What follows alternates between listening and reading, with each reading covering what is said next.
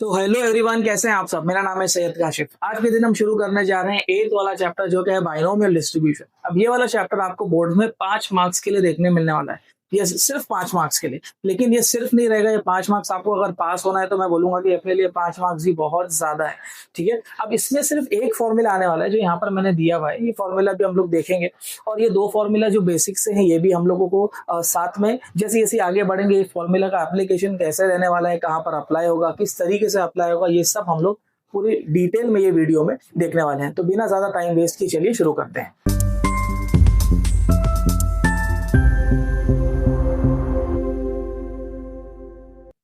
अब ये वाले चैप्टर में ना सबसे पहला फॉर्मूला आप लोगों को मालूम होना चाहिए, जो मैंने यहाँ पर लिख करके दिया हुआ है, हाईलाइट भी किया है बॉक्स बना करके।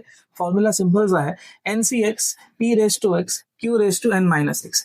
अब यहाँ पर एन पी और क्यू क्या है यहाँ पर लिखा हुआ है। एन जो है वो नंबर ऑफ आइटम्स है। फिलहाल आप सब इतना नोट करते हुए चलो, बुक और पेन रेडी रखो, जैसे जैसे मैं बता रहा हूँ वैसे लिखते रहो। ठीक है, और साथ में आपको ये समझता जाएगा, जैसे जैसे हम लोग सम स्टार्ट करेंगे ये क्लियर होता जाएगा कि ये क्या चीज है। फिलहाल बस ये आपको नोट करते रहना है जो जो मैं आप लोगों को बता रहा हूँ। पी क्या है, प्रोबेबिलिटी ऑफ सक्सेस, और क्यू है आपका प्रोबेबिलिटी ऑफ फेलियर। फिलहाल के लिए 2 चीज सिर्फ आपको मैं समझा देता हूँ, सक्सेस और फेलियर क्या है। आप सिर्फ सक्सेस और फेलियर पर मत ध्यान दो, आप पी और क्यू पर ध्यान दो कि पी क्या है और क्यू क्या रहने वाला है। मान लो मेरे पास एक कॉइन है, अगर मैं कॉइन को टॉस करता हूँ तो हेड्स आने के कितने परसेंट चांस है और टेल्स आने के कितने परसेंट चांस है। 50% बराबर। हेड्स आने की भी चांस 50% है, टेल्स आने के चांस भी 50% है। तो आप ऐसा बोल सकते हो ना, 50% जब बोल रहे हो तो 50% का मतलब क्या होता है, 50/100 है ना। तो 51 एंड 52 सा कितना आ रहा है, 1/2। तो अगर मैं बोलूँ हेड्स आने के कितने चांसेस हैं तो आप बोलोगे भाई हेड्स आने के चांसेस 1/2 है।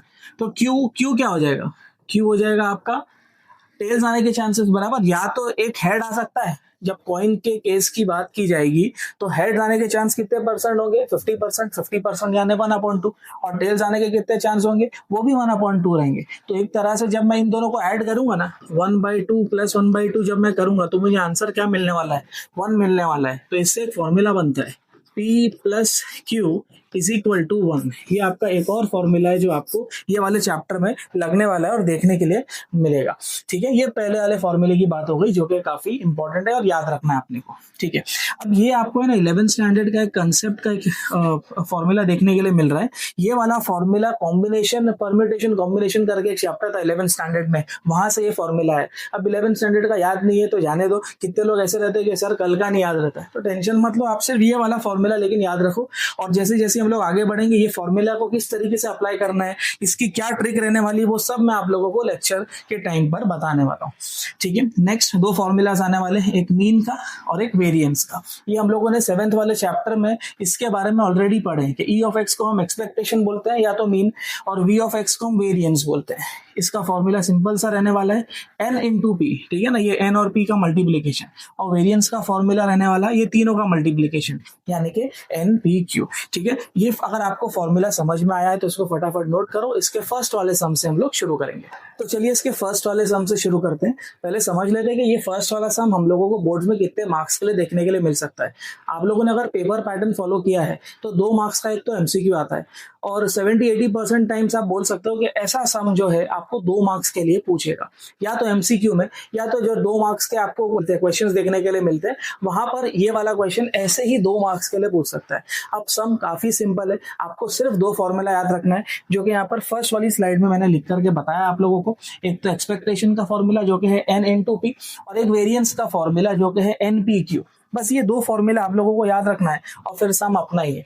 अब देखो n का वैल्यू क्या दिया हुआ है, यहाँ पर बोल रहा है x बिलोंग्स टू बाइनोमियल का कुछ है ना, n × p ऐसा कुछ फॉर्मेट दिया है, उसको आप ध्यान मत दो। आप सिर्फ देखो कि n का वैल्यू क्या दिया हुआ है 10। ठीक है, p का वैल्यू क्या दिया हुआ है 0.4। ठीक है, अब यहाँ पर एक n है, p है, एक बंदा मिसिंग है। अगर आप लोग देखोगे तो n होना चाहिए हमारे पास में, p होना चाहिए और q भी होना चाहिए। q नहीं है तो मैं बोलूंगा यहाँ पर q निकालने के लिए हम लोग ये फॉर्मूला भी यूज करेंगे। एक फॉर्मूला और आ रहा है अपने लिस्ट में, तो यहाँ पर q हम लोग किस तरीके से निकाल लेंगे। देखो p + q = 1 होता है बराबर। मुझे अगर q चाहिए तो ये 1 - p हो जाएगा, और 1 - p का मतलब p का वैल्यू तो 0.4 है, और इसको आप माइनस करोगे तो 1 - 0.4 करने पर 0.6 आ जाएगा। तो q का वैल्यू मिल रहा है मुझे 0.6। अब मेरे पास n भी है, P भी है और Q भी है। अब आते हैं क्वेश्चन पे, इसने क्या पूछा है, find E of x. E of x यानी मीन होता है, तो हम लोगों को पहले मीन निकालना पड़ेगा, तो मीन निकालेंगे। हेडिंग लिखने का ऐसा, मीन और ई ऑफ एक्स क्या फॉर्मूला है, n इंटू पी बराबर, व्हाट इज n का वैल्यू, n का value is 10, what is p का वैल्यू 0.4। अब कैलकुलेशन किसी को नहीं आता है तो समझ लो, मैं एक और बार यहाँ पर एक बार बता दे रहा हूँ आप लोगों को। 0.4 है ना, 0.4 को मैं देखो अगर यहाँ पर से पॉइंट के बाद देखना है कितने डिजिट है, एक ही डिजिट है तो ये 4 हो गया, पॉइंट के बाद एक डिजिट है तो एक जीरो नीचे आ जाता है, 10 से 10 जाएगा तो 4 बचता है। तो मुझे यहाँ पर ई ऑफ एक्स का वैल्यू मिल रहा है 4, ठीक है ना, ई ऑफ एक्स का वैल्यू मुझे यहाँ पर 4 मिल रहा है, ठीक है, बॉक्स कर दिए यहाँ पर इसको। ई ऑफ एक्स यानी हम लोगों को मीन मिल चुका है, मीन के साथ साथ और बोल रहा है कि आप वी ऑफ एक्स भी निकालो, यानी कि वेरिएंस भी निकालो। तो हम लोग यहाँ पर अभी वेरिएंस के लिए काम करेंगे। अब वेरिएंस किस तरीके से मिलने वाला है समझ लेते हैं। फॉर्मूला हम लोगों को सिर्फ मालूम होना चाहिए, वेरिएंस को वी ऑफ एक्स से डिनोट करते हैं, फॉर्मूला है N into P into Q बराबर, वेरिएंस का फॉर्मूला है एन पी क्यू, तो यहाँ पर आ जाएगा N into P into Q, multiplication में क्योंकि एन का वैल्यू है 10, पी का वैल्यू है हमारे पास में, पी का वैल्यू है 0.4 इंटू क्यू, क्यू का वैल्यू है 0.6। अब देखो एक काम आप लोग ऐसा भी कर सकते हो, या तो ये एन पी की जगह पर, एन पी क्या है, एन पी तो ई ऑफ एक्स है, तो यहाँ पर ई ऑफ एक्स करके भी सॉल्व कर सकते हो। तो ई ऑफ एक्स का डायरेक्ट वैल्यू है हमारे पास 4, ऐसे भी सोल्यूशन आप निकाल सकते हो, या तो फिर आपने डायरेक्ट वैल्यू डाल दिया क्योंकि तीनों वैल्यूज हमारे पास थे वो सब्सटीट्यूट कर दिया। अब यहाँ पर सिंप्लीफिकेशन करेंगे, देखिए यहाँ पर पॉइंट के बाद एक डिजिट है तो 4/10 होगा, यहाँ पर भी पॉइंट के बाद एक डिजिट है तो 6/10 होगा, ये 10 से ये 10 गया, 6 4 24, नीचे क्या दिख रहा है 10, अब ये जीरो को ऊपर शिफ्ट करो तो ये 2.4 आ जाएगा, तो मुझे v ऑफ एक्स यानी वेरिएंस मिल रहा है 2.4, और ये मेरा फाइनल आंसर रहेगा। उसने बोला था find E of X and V of X, हम लोगों ने ई ऑफ एक्स और वी ऑफ एक्स दोनों भी निकाल के रख दिया है, ठीक है, समझ में आया है तो pause the video to note down. तो चलिए सेकंड वाले सम से शुरू करते हैं। अब यहाँ पर क्वेश्चन में आप लोग देखोगे तो n दिया हुआ है, कितना दिया हुआ है 10, ई ऑफ एक्स दे दिया है यहाँ पर, ई ऑफ एक्स यानी मीन होता है, और मीन कितना दिया हुआ है 5 दिया है, ठीक है, यहाँ पर मीन दे दिया है। Find the value of P, P find करने बोलता है, तो फॉर्मूला एकदम सिंपल सा है। आप ई ऑफ एक्स का फॉर्मूला देखो क्या है, ई ऑफ एक्स का फॉर्मूला है n इंटू पी बराबर, ई ऑफ एक्स क्या दिया है 5, n का वैल्यू क्या दिया है 10, और p हमको फाइंड करना है, सिंपल सा सम है, 5 के नीचे आ जाएगा 10 इज इक्वल टू p बचता है 5 1 जा 5 2 जा, तो p का वैल्यू मिल रहा है 1/2, और इसको डिवाइड करोगे तो 0.5 भी करके आप लिख सकते हो, और ये रहने वाला है आपका फाइनल आंसर, ठीक है, समझ में आया है तो pause the video to note down. तो चलिए इसके थर्ड वाले सम से शुरू करते हैं। अब ये वाला सम मेरे हिसाब से काफी इंपॉर्टेंट है, ध्यान देना, ये वाले सम पे एमसीक्यू में भी पूछ चुका है ये वाला सम, और ये वाला सम नॉर्मली 2 मार्क्स के लिए भी पूछ चुका है। क्वेश्चन में बोल रहा है let the probability mass function यानी पीएमएफ, तो पीएमएफ भी कभी कभार क्वेश्चन में देता है, तो कंफ्यूज नहीं होना कि पीएमएफ क्या है, पीएमएफ का मतलब प्रोबेबिलिटी मास फंक्शन होता है of a random variable P of X is equal to X, ठीक है, ये कंडीशन दिया है, फॉर्मूला जो हम लोग ने सबसे पहला वाला फॉर्मूला देखे थे, यहाँ पर मैं फॉर्मूला पहले लिख देता हूँ, P of X is equal to X, formula है N C x P raise to x Q raise to N minus X, ठीक है। अब यहाँ पर अगर आप लोग देखोगे ये फॉर्मूले से एकदम कंपेयर करोगे तो एकदम ही सिमिलर आपको देखने के लिए मिलेगा। देख एन सी एक्स बराबर C x P raise to x Q raise to N minus x, for x is equal to 0 1 2 3 4, छोड़ दो इस चीज को, क्या पूछ रहा है उस पर ध्यान दो। ई ऑफ एक्स यानी मीन होता है, एंड वी ऑफ एक्स यानी वेरिएंस होता है, ठीक है। ई ऑफ एक्स अगर हम लोगों को फाइंड करना है, यानी हम लोगों को अगर मीन फाइंड करना है, तो मीन फाइंड करने के लिए फॉर्मूला था n इंटू पी बराबर। अब यहाँ पर n और p कहीं भी क्लियरली नहीं दिया है, तो हम लोग क्या करेंगे, पहले n और p को फॉर्मूला से कंपेयर करके निकाल लेंगे। देखो यहाँ पर n की जगह पर क्या दिख रहा है अपने को, n की जगह पर देख क्या दिख रहा है 4 दिख रहा है, तो n की जगह पर आ रहा है 4, ठीक है। और p की जगह पर क्या दिख रहा है 5/9 दिख रहा है, p की जगह पर आ रहा है 5/9, ठीक है। q की जगह पर क्या आ रहा है, q की जगह पर आ रहा है 4/9, ठीक है। n भी आ गया, p भी आ गया, q भी आ गया, बस अब यहाँ पर आप लोगों को सब्स्टिट्यूट करना है। n की जगह पर क्या है 4, p की जगह है 5/9, बस इसको आप सॉल्व करो, 5×4 = 20 अपॉन 9, तो ई ऑफ एक्स का आंसर आ रहा है 20/9। ई ऑफ एक्स आ गया मेरे पास 20/9। सेकेंड हम लोग निकाल लेंगे वेरिएंस।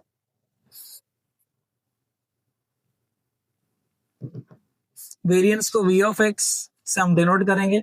क्या फॉर्मूला है इसका, n into P into Q बराबर, n क्या है मेरे पास 4 है, p कितना है 5/9, q कितना है 4/9। मल्टीप्लाई करेंगे इसको, 5×4 = 20 बराबर 20 इंटू 4 और 9×9 = 81 होता है। 4×0 = 0, 4×2 = 8 अपॉन 81, तो मुझे v ऑफ x का वैल्यू मिल रहा है 80/81 और ये रहने वाला है आपका final answer for e of x and v of x। ठीक है, समझ में आया है तो pause the video to note down. तो चलिए फोर्थ वाले सम से शुरू करते हैं। फोर्थ वाले क्वेश्चन में बोल रहा है a fair coin is tossed 8 times. ठीक है, n का वैल्यू यहाँ पर 8 हो जाता है। अब यहाँ पर आप लोग देखोगे तो कॉइन के बारे में बात कर रहे हैं और फेयर कॉइन का मतलब कि एक बाजू हेड है तो दूसरे बाजू टेल रहेगा, ऑब्वियस सी बात है एकदम। अब जब कॉइन को आप टॉस करोगे तो देखो दो चांसेस आ सकते हैं, या तो हेड्स आ सकता है या तो टेल्स आ सकता है। मतलब एक चीज क्लियर है कि हेड्स आने का कितना % चांस है, हेड्स आने का चांस है 50% बराबर। और जब 50% बोल रहा हूं तो परसेंटेज मतलब 50/100, 50 1s 52s, तो p का वैल्यू कितना मिल रहा है 1/2। जैसे ही हेड आने के 50% चांस है वैसे ही टेल्स आने के भी चांस है बराबर ना, टेल्स भी कितना चांसेस रहेगा 1/2। तो मुझे p का वैल्यू मिल रहा है 1/2, q का वैल्यू भी क्या मिल रहा है 1/2। ठीक है, p और q तो यहाँ पर क्लियर है और यहाँ पर वो बोल रहा है कि कितने बार इसको टॉस किया 8 बार, तो n का वैल्यू क्या हो गया यहाँ पर 8 हो गया। आगे find the probability that it shows heads exactly 5 times. पहला केस है जिसमें वो बोल रहा है कि आपका हेड जो है एग्जैक्टली 5 बार आना चाहिए, सिर्फ 5 बार ही आना चाहिए। तो यहाँ पर हमारे पास में बाइनोमियल डिस्ट्रीब्यूशन का फॉर्मूला था। क्या फॉर्मूला था, n(cx) p⁻x q⁻n−x। ठीक है, बस हम लोग यहाँ पे फॉर्मूला अप्लाई करेंगे। n की जगह पर है 8, cx x की जगह पे है 5, p⁻x p का वैल्यू तो 1/2, तो यहाँ पर आ जाएगा 1/2 raised to x की जगह पे फिर से आ जाएगा 5, फिर q का वैल्यू भी 1/2 है, n-x 8 - 5 बराबर ना, 8 - 5 यहाँ पर 3 आ जाएगा। अब इसको सिंप्लीफाई करना है, देख रहे हो यहाँ पे 8c5 ये दिख रहा है, ये 11th स्टैंडर्ड का combination chapter the permutation combination, ये उसका कंसेप्ट है और वो वाला फॉर्मूला हम लोग अप्लाई करेंगे। ये फॉर्मूला मैंने आप लोगों के लिए लिख के रखा है, ये फॉर्मूला भी हम लोग अप्लाई करेंगे, किस तरीके से वो समझ लेते हैं। अभी देखो यहाँ पर NCX क्या है, पहले NCX का फॉर्मूला कुछ इस तरीके से n फैक्टोरियल, तो यहाँ पर n की जगह पर 8 है तो यहाँ पर आएगा 8 फैक्टोरियल अपॉन n-x यानी 8 - 5, तो 8 - 5 का फैक्टोरियल इनटू x फैक्टोरियल मतलब 5 का फैक्टोरियल बराबर, x की जगह पे क्योंकि 5 है। ठीक है, और आगे यहाँ पर क्या दिया हुआ है 1/2 रेस टू 5 है और यहाँ पर 3 भी है। देखो जब बेस सेम होता है तो पावर ऐड होता है, तो यहाँ पर 1/2 में एक ही बार लिखता हूँ और 5 + 3 क्या हो जाएगा 8 हो जाएगा। ये 8 स्टैंडर्ड का कंसेप्ट है, लॉज ऑफ इंडाइसिस हम लोग इसको बोलते हैं। ठीक है ना, तो यहाँ पर आ जाएगा 8 फैक्टोरियल एज इट इज, 8 - 5 क्या होगा और 3 फैक्टोरियल आ जाएगा बराबर, और यहाँ पर क्या बचा हुआ है 5 फैक्टोरियल इनटू 1/2 रेज टू 8। ठीक है, अभी 8 फैक्टोरियल का मतलब क्या होता है, देखो फैक्टोरियल बोल रहा है ना, फैक्टोरियल का मतलब 1 तक के लेके जाओ मल्टीप्लाई करते हुए, 8 × 7 × 6 × 5 अप टू 1 तक। जैसे 3 का फैक्टोरियल है 3 × 2 × 1, 5 है तो 5 4 3 2 1 है ना, मल्टीप्लाई करके। तो ये 8 फैक्टोरियल का क्या बनेगा मैं आप लोगों को बताता हूँ, इस तरीके से काम करो, 8 × 7 × 6 × 5 पर रोक दो। क्यों रोक दो समझाता हूँ, डिनोमिनेटर में 3 फैक्टोरियल और 5 फैक्टोरियल को छोड़ दो इनटू 1/2 रेज टू 8। अब देखो यहाँ पर कैंसिलेशन हो जाएगा, ये 5 फैक्टोरियल से ये 5 फैक्टोरियल कैंसिल हो गया, तो क्या बचता है हमारे पास में, देखो 8 × 7 × 6 बराबर, ये 3 का फैक्टोरियल भी बचा है ना, तो यहाँ पर 8 × 7 × 6 3 का फैक्टोरियल यानी 3 × 2 × 1 बराबर, और यहाँ पर क्या है 1/2 द होल रेज टू 8। ठीक है, यहाँ पर कुछ कैंसिलेशन हो सकता है तो कैंसिल करो, 2 1s 2 3s 3 1s 8 7s 56 upon 2/8। अब ये 2/8 का आप कैसे काम कर सकते हो, या तो मैं आप लोगों को बोलूंगा कि आप ये 8 into 7 को ऐसे ही रहने दो, 8 7 ऐसे ही रहने दो, और यहाँ पर ये 2/8 है ना, इसको देखो ऐसा लिखो 2 into 2 into 2। इससे होगा क्या, 2 1 2 4 2 1 2 2 2 1 2 1 बराबर, ये 8 पूरा चला गया। तो अब यहाँ पर दो जो नंबर है वो 8 बार है, जिसमें से 3 बार मैंने यहाँ पर लिया, तो एक 2/5 बचता है ना, तो 2/5 यहाँ पर बच रहा है, ठीक है। तो यहाँ पर आ रहा है 7/2/5, तो ये हो जाएगा 7/2/5, कितना हो जाएगा, 32 हो जाएगा, ठीक है। तो ये आपका फर्स्ट वाले का आंसर रहने वाला है, जो कि एग्जैक्टली 5 टाइम्स के लिए हम लोगों ने किया है, ठीक है। सेकंड वाले पर आते हैं। सेकंड में बोल रहा है एटलीस्ट वंस, मतलब x का वैल्यू एक बार आएगा कम से कम। अब कम से कम ये कंडीशन है, ये कंडीशन को समझना सबसे पहले बहुत जरूरी है। तो पहले हम लोग ये कंडीशन पर आते हैं और कंडीशन समझने की कोशिश करते हैं। मैं यहाँ पर आप लोगों को समझाता हूँ।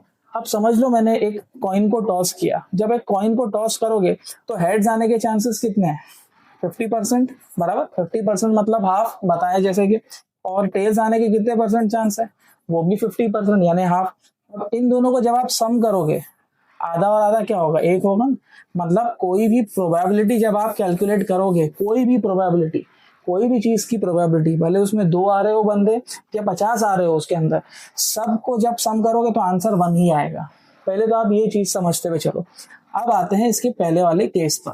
यहाँ पर क्या बोल रहा है सेकंड वाले केस पर, जो कि वो बोल रहा है प्रोबेबिलिटी ऑफ एटलीस्ट, है ना, एटलीस्ट वंस, कम से कम एक। इसका मतलब क्या होता है, एटलीस्ट का मतलब होता है, मैं यहाँ लिखता हूँ कम से कम, ठीक है ना। एटलीस्ट का मतलब कम से कम कितना, एक, बराबर ना। कम से कम एक, उससे ज्यादा हुआ तो चलेगा। ये याद रखना कि कम से कम एक, उससे ज्यादा हुआ तो चलेगा, ठीक है। आगे बढ़ते हैं, सम पर आ जाते हैं अपने, जो भी पूछा है सेकंड वाले केस में। प्रोबेबिलिटी ऑफ एटलीस्ट वंस, अभी समझना है यहाँ पर टोटल कितना, n कितना है, टोटल 8 है। तो मैं यहाँ पर 0 से स्केल शुरू कर रहा हूँ, 0 1 2 7 और 8। तो यहाँ पर एटलीस्ट वंस का क्या मतलब हुआ, कम से कम एक, उससे ज्यादा हुआ तो चलेगा। तो कम से कम एक, बराबर ना, कम से कम एक, उससे ज्यादा हुआ तो कितना ज्यादा हो सकता है, 8 तक जा सकता है। मतलब आपको पहले x की जगह 1 डालना पड़ेगा, फिर x की जगह 2 डालना पड़ेगा, है ना। जैसे यहाँ पर x की जगह 5 डाल के सॉल्व किया, तो पहले x की जगह 1 डालो, 2 डालो, 3 4 5 अप टू 8 तक, मतलब एक एक करके सॉल्व करना पड़ेगा। तो इससे बेटर वे मैं आप लोगों को बताता हूँ।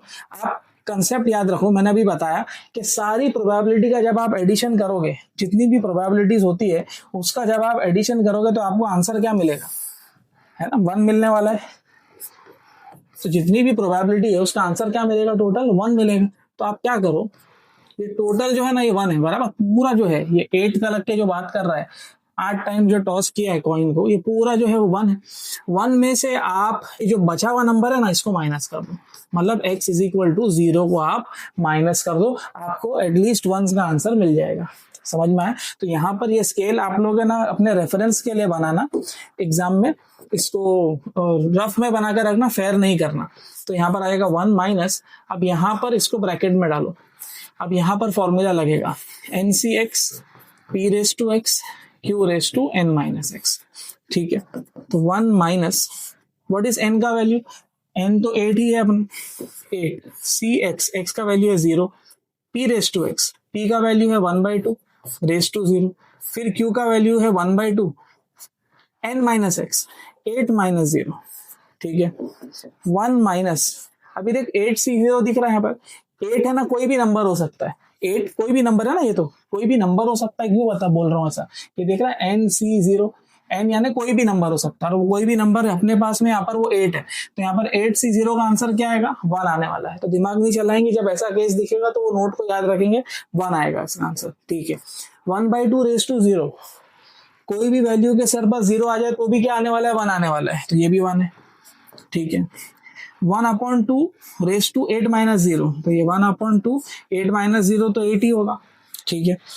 तो 1 माइनस 1 इंटू कोई भी वैल्यू, तो वही वैल्यू आने वाली है और 2 रेज टू 8 करोगे तो 256 आएगा।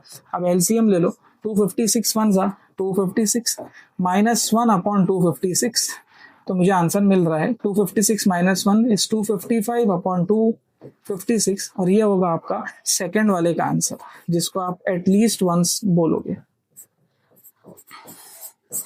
ठीक है, ये आपका सेकंड वाले का आंसर रहने वाला है। ठीक है, अब सेकंड वाले का आंसर निकाल लेने के बाद हम लोग थर्ड वाले केस पर आएंगे। वहां पर बोल रहा है इट शोज नो हेड, मतलब हेड ही नहीं आया। नहीं आया मतलब सीधी सी बात है एकदम कि जब हेड ही नहीं आ रहा है तो इसका मतलब है कि एक्स का वैल्यू आपका 0 होने वाला है। तो यहाँ पर मैं लिख देता हूँ प्रोबेबिलिटी ऑफ नो हेड। तो नो हेड कब होगा? जब आपका एक्स का वैल्यू 0 होगा, और x का वैल्यू 0 होगा, इसका मतलब फॉर्मूला डायरेक्ट लगेगा NCX P raise to x Q raise to n minus x। तो यहाँ पर आएगा n की जगह 8, C x की जगह 0, P तो 1/2 है रेज टू 0, Q भी 1/2 है raise to n minus x, 8 minus 0। देख 8C0 अभी सॉल्व किया, 8C0 1 आता है, एनी वैल्यू रेज टू 0 भी 1 आता है, 1/2 रेज टू 8 बस ये बचेगा।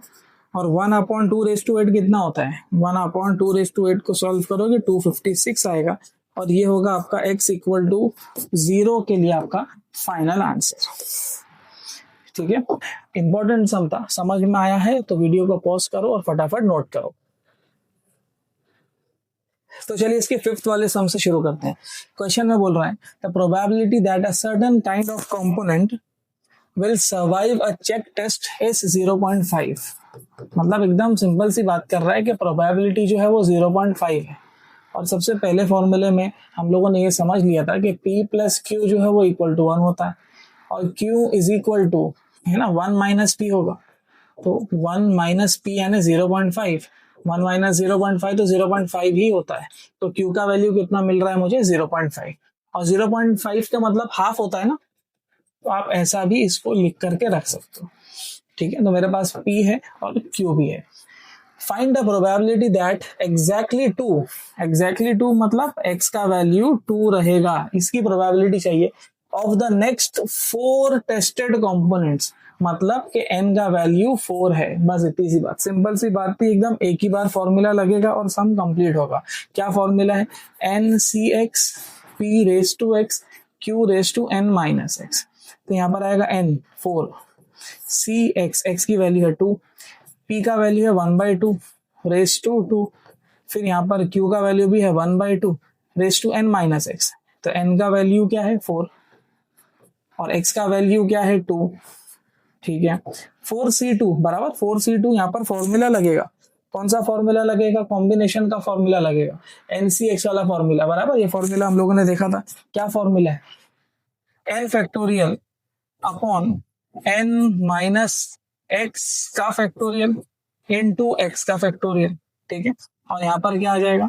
1/2 का स्क्वायर इनटू 1/2, 4 माइनस 2, ये भी 2 आएगा, मतलब स्क्वायर बन रहा है। ठीक है, नेक्स्ट आगे सिंप्लीफाई करते हैं। देखो 4 का फैक्टोरियल है ना, 4 के फैक्टोरियल को मैं ऐसा लिख सकता हूँ 4 इंटू 3 इंटू 2 के फैक्टोरियल पे रोक दूंगा। क्यों रोक दूंगा? क्योंकि नीचे 2 का फैक्टोरियल दिख रहा है, अपॉन 4 माइनस 2 वापस से 2 का फैक्टोरियल, और एक और बार 2 का फैक्टोरियल बचता है 1/2 बराबर। अब यहाँ पर भी स्क्वायर है, यहाँ पर भी स्क्वायर है, होल रेज टू 4 हो जाएगा। 2 फैक्टोरियल से 2 फैक्टोरियल गया, क्या बचता है? 4 इंटू 3 बराबर अपॉन 2 का फैक्टोरियल यानी 2 इंटू 1। अब 1/2 रेज टू 4 कितना होता है? 2 रेज टू 4 यानी, और 2 इंटू 2 क्या होगा? 4 होगा, 4 4 जा 16, तो यहाँ पर आ जाएगा 16। अब यहाँ पर कैंसिल हो सकता है तो कैंसिलेशन करो, 2 1 जा 2, 2 2 जा 4। ठीक है, 2 1 जा 2, 2 8 जा 16, तो मुझे फाइनल आंसर मिल रहा है 3 1 जा 3 अपॉन 8। ये होगा मेरा फाइनल आंसर। ठीक है, समझ में आया है तो pause the video to note down. तो चलिए इसके 7th वाले सम से शुरू करते हैं। इंपॉर्टेंट क्वेश्चन है, केटी वाले लोगों को ये अभी लेटेस्ट पेपर में पूछा था। इन MCQ examination with 3 possible answers for each of the 5 questions, what is the probability that a candidate would get 4 correct answers just by गेसिंग? टेंशन में आगे रहेगा पढ़ करके, कहीं भी नंबर वगैरह दिया ही नहीं है कि नहीं। देख एकदम सिंपल सा मैं तुझे समझाता हूँ। इन MCQ examination with 3 possible answer, एक एमसीक्यू का क्वेश्चन आने वाला है ना, एक एमसीक्यू का क्वेश्चन है जिसके 3 पॉसिबल आंसर है, मतलब उसने 3 ऑप्शन दिया रहेगा ए बी और सी, समझना जो बोल रहा हूँ। For each of the 5 question, तो टोटल कितने क्वेश्चन है, ऐसे एमसीक्यू के टोटल 5 क्वेश्चन है, तो एन का वैल्यू कितना हो गया तेरा, 5 हो गया, ठीक है। What is the probability that a candidate would get 4 correct answers?